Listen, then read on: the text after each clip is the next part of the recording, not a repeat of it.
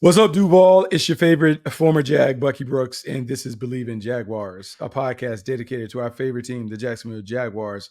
And it's week one, it's game week. We are a couple hours, maybe less than 24 hours away from seeing our favorite team take on the Miami Dolphins down in South Florida. And I want to break down the game. I want to do a little scouting report on the Miami Dolphins and the things that have to take place for the Jacksonville Jaguars to go on the road and get a win. But before we get into that report, let's pay off our sponsor, Bet Online, the world's most trusted betting platform and your number one source for everything football. Bet Online has every stat, every matchup, even live odds and spreads to bet on during games. Think you know your stuff? Get in on our $200,000 mega contest and pick 5 games against the spread every week for your chance to win weekly prizes and a share of $200,000. When the game is over, head on over to our online casino, get in on a game of blackjack or poker, or unwind with one of our over 150 slot games. Head to the website today to get in on the action. Bet Online, the game starts here. And the game does start here. The game starts this week one of the 2024 regular season. And we have to be excited about the possibilities. We saw the Jaguars have a great off-season program. We saw them really work their tails off in training camp. It resulted in an unblemished mark during preseason. But the regular season is a different animal than the preseason. And preseason success doesn't necessarily translate into regular season wins, but the feeling that you get about your team in the preseason certainly carries over. And there should be a lot of optimism about how the Jaguars are going to perform when they kick it off, not only this week against the Miami Dolphins, but every week over a 17 game season. This week, though, the Miami Dolphins are up on deck, and what I want to do is something that we would do as players in a meeting room is I'm going to give you the scouting report. I'm going to break down the Miami Dolphins. I'm going to talk about who they are, what they're about, and the guys that you need to know about. And one of the things that we always talked about in meeting rooms is, look, the NFL is about players. It's not about the plays. And so it's about really understanding who you're playing against so you can get ready for them, and then you worry about the play later. But in the way that you really want to think about it when you're watching the game, who are the guys? Who do we need to be careful of? Who do we want to take away and make the opponent beat us, quote unquote, left-handed? That is the way that I want to approach it. That's the way that I want to kind of talk about this scouting report as we get going.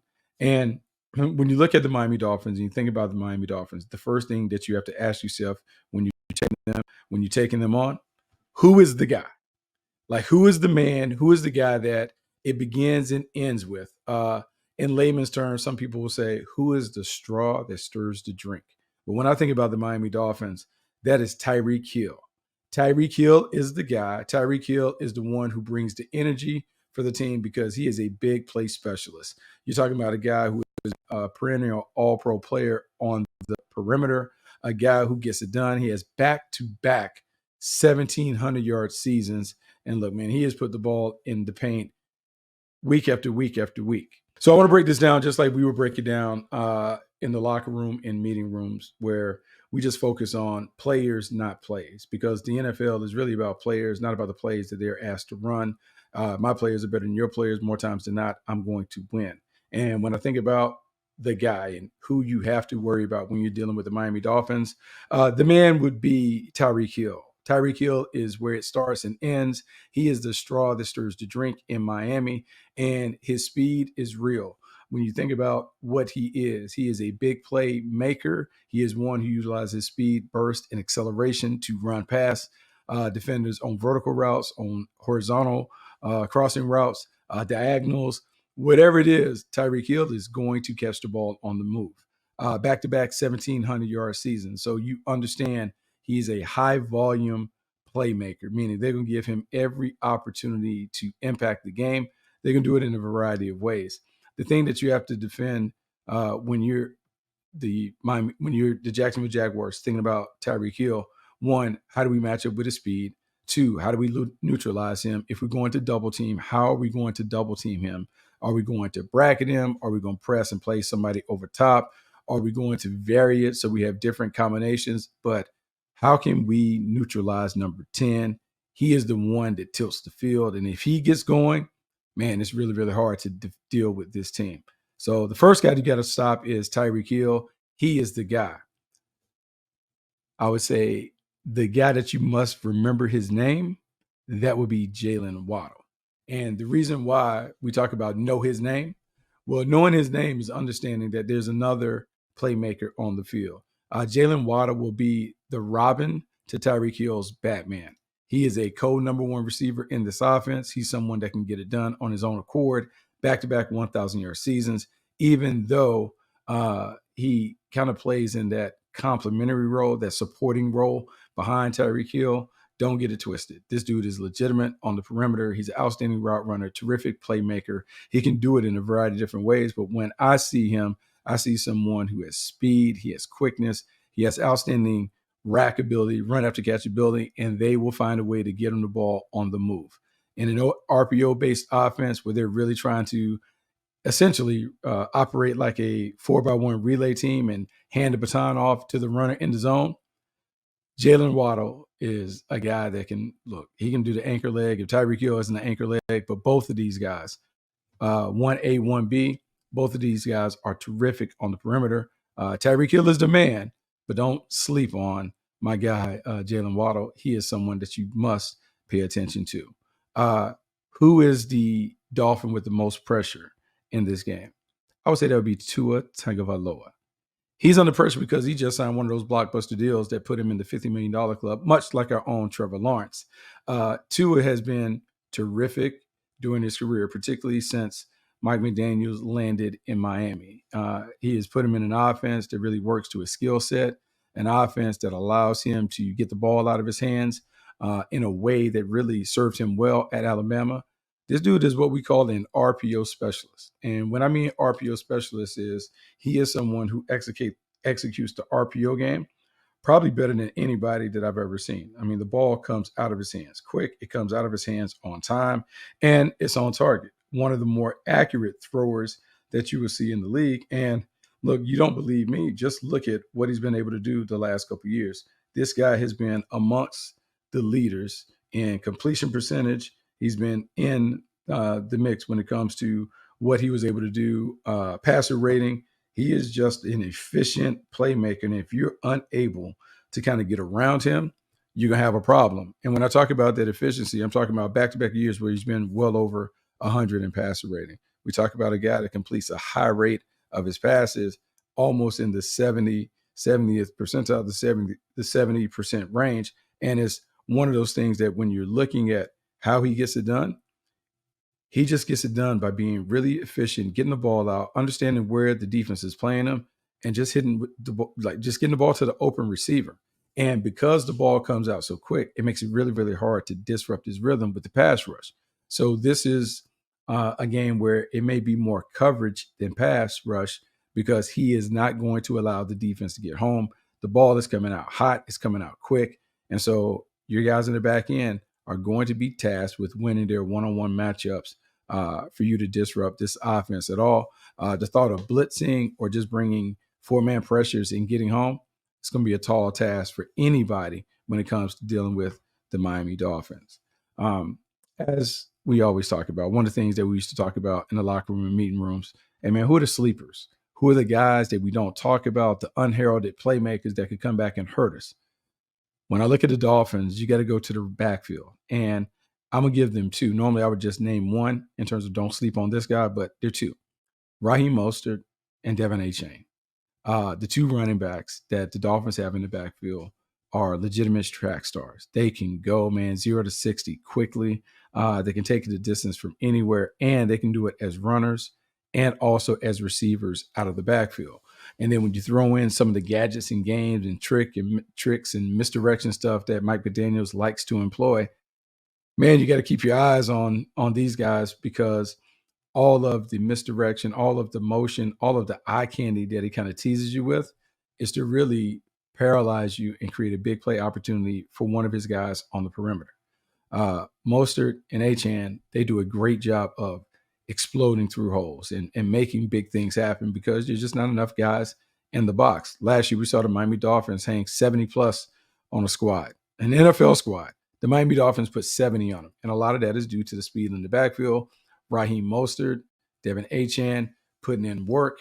The Jaguars got to figure out a way to take advantage of what they have available to limit the big plays on the perimeter to Tyreek Hill and Jalen Waddle, while also paying attention to Raheem Mostert and David Anchan in the box. It's a lot. It's a lot, and it's one that requires a very complex and diverse game plan to slow down all those players on the perimeter to diffuse the explosive weapons that the Dolphins have at their disposal. So now let's talk about matchups and a matchup to watch in this game. And I know I talked about this being more of a coverage game, and it is a coverage game. But the Jaguars are going to have to create pressure from a four-man rush. And that will put Josh Hines Allen, Trayvon Walker on islands against Teron Armstead and Austin Jackson. And at the end of this game, we need to be able to tally up the sheet, and we need to be able to say confidently that Walker and Hines Allen won their battle against the Dolphins edge players. Because if they win their battle, then Ryan Nielsen doesn't have to experiment and come out of the preferred coverage against this team. But if they're unable to win, if they're not able to get home, then you have to dial up blitzes and pressures, and then the big play maybe creeps into the equation a little more, not just for the Jaguars, but for the Dolphins as they try and hit you on one of those backside slants as a hot coverage or a sight adjustment against the pressure. So to me, it's 41-44. This is their game. If we were in the meeting room, we would give them the big sombrero. We would let the world inside Jacksonville, the Jacksonville Jaguars world, know that, hey, these two guys got the big sombrero. The outcome of the game could hinge on their impact of the game. So keep an eye on 41-44, Josh Hines Allen, Trayvon Walker. They need to have big games for the Jaguars to get done what they want to get done. Let's talk about offensive strategy. I've talked about it because most of the players on the scouting report have been offensive players to this point. And you can't talk about this offense without talking about Mike McDaniels and the creativity that he displays when calling the plays. He is a masterful tactician, a great schemer. He will do some things that will really test your rules as a defense. And he will do it with unconventional and wonky shifts, motions, misdirection plays, trick plays. He always has you guessing in terms of what the Miami Dolphins are going to do. And so it'd be critical for the Jaguars to settle down and just play. Vanilla coverage, vanilla defense. Let's just line up and play and see if we can just beat them with our sheer talent versus theirs. Do not try to get into a game where you're guessing and trying to heat them up, playing whack-a-mole with your pressure. You want to line up and play, be simple, be fast, be efficient. If you're able to do those things, you have an opportunity to deal with this RPO system. I would say if you're going to talk about the RPO system and what they do in terms of exploiting numbers in the box or on the perimeter, the best method to deal with that is man-to-man. When you're playing zone against RPO teams, they can always pick one defender and put him in conflict, and they will work on that guy throughout the course of the game. Man-to-man eliminates that, but you got to be able to hold up in coverage. To me, this appears to be a heavy man game while also being able to play a little special attention to Tyreek Hill and Jalen Waddle on occasion. Defensively, haven't talked a lot about their defense, but new defensive coordinator Anthony Weaver takes over a defensive program that was led by Vic Fangio. Vic Fangio is one of the best in the business. We saw the impact that he had on that defense when we saw Christian Wilkins go bananas. Well, Christian Wilkins isn't there, and neither is Vic Fangio as Anthony Weaver steps in as defensive coordinator. And Anthony Weaver steps in and inherits a defense that is noticeably weaker than what we saw previously in Miami. We talked about Christian Wilkins dipping. We talked about them moving their scheme and trying to do some different things. They're going to do some things without what I would say a proven pass rusher on the field. Look, I love our guy, Calais Campbell, one of the all-time greats in Jacksonville. But Calais Campbell's in year like 17 or 18. You can't count on Calais Campbell to be that pass rusher. It's on the Jaguars to be able to neutralize him at the line of scrimmage and take that away. The other thing that you have to keep an eye on, number 15 for the Miami Dolphins, Jalen Phillips. He is 8 months off of an Achilles injury, and you want to make sure that you contain him. Don't know what kind of condition he's going to be in, but he is a very polished pass rusher, and you want to make sure that you stay on top of that. We know our old friends. We have, Jalen Ramsey, who just signed a big deal, made him a high-paid cornerback in the National Football League. He just got a big deal He's in Miami, but we don't know what his status is going to be. So we got to pay attention to where he is. But from a schematic standpoint, look, man, I think his Joker's wild when it comes to what you're going to see from the Miami Dolphins. Anthony Weaver has been a defense coordinator before. He was defense coordinator in Houston under the Texans. Most recently, he was an assistant with the Baltimore Ravens. I think there's an expectation that he will probably do more of the Baltimore Ravens stuff than the stuff that he did at Houston, but you never know. And so when you don't really know the schematics and the tactics, Doug Peterson, look for like some generic things early, a little vanilla ice cream early until you can figure out if you need the sprinkles or not. But Anthony Weaver is attempting to really fill big shoes for Vic Fangio. We'll see how he gets it done, but I will make note of Joe Barry, the former DC from the Green Bay Packers, joining him. Maybe there's a mix of what they're doing where he has Joe Barry kind of help him do some of the things in coverage to enable him to be able to kind of get after these guys. When I look at guys that need to be exploited, right? So we're getting down to it where we're going to talk about what we need to do to win. We talked about the offensive tackles and how we got to take care of that. I'm going to say this. Trevor Lawrence and company should be able to do what they want to do against this unit based on the personnel that they have. They don't have an established blue chip pass rusher. Jalen Phillips is coming off an Achilles injury. We don't know what he's going to look like there. Second level, I would say they have good players. I don't know if there's a great player on the second level that you have to game plan and blot out. Jordan Brooks has had a lot of tackles. David Long Jr. is a solid player. Emmanuel Agba is a recent signee that's going to play off the edge. Who knows what they're able to get out of those guys, but you do know they're going to be tough, physical, and feisty, and you just got to be ready for that.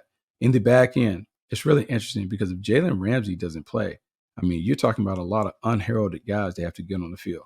Kendall Fuller is terrific. The safety tandem of Jordan Poyer and Javon Holland is good, high IQ, big-time playmakers. But in terms of covering, there's significant advantages for the Jacksonville Jaguars. And so that leads me to, hey, how did the Jaguars get this done? How do they get the dub? How do they walk away with the win? Few things must happen for the Jaguars to win. One, no big plays. They got to limit and minimize the number of big plays that this team has.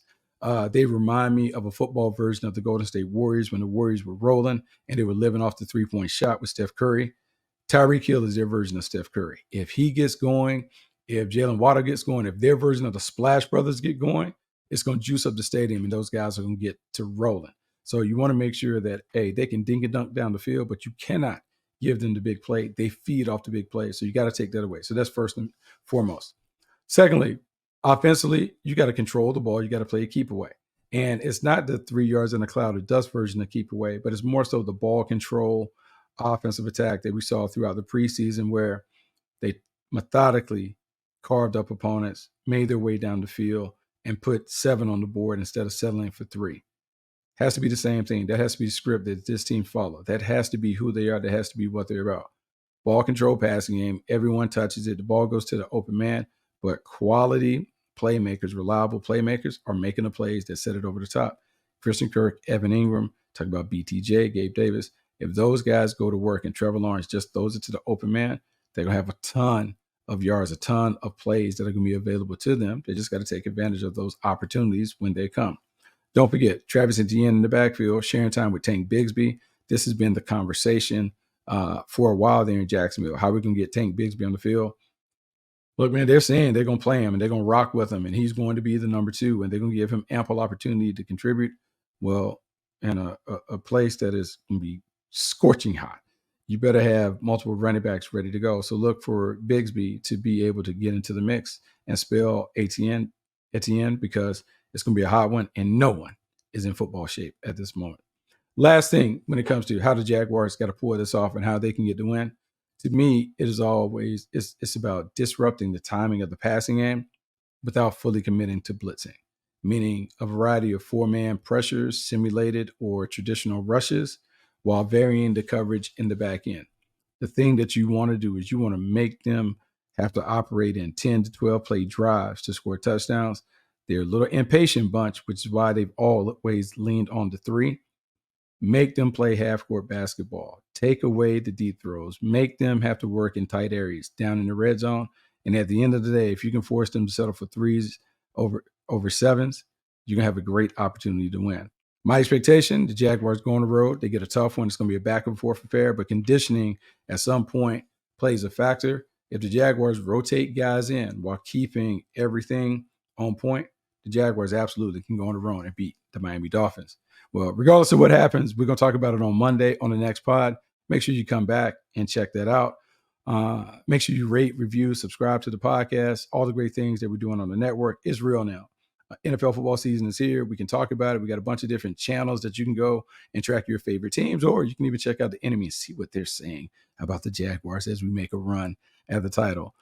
Make sure you check out what Bleav is doing on Fubo and YouTube. Got great content available, so you can also listen to it wherever you get your podcast, or you can check it out on one of those streaming channels. So I'm Bucky Brooks. This is Bleav in Jaguars. Until Monday, I'm out.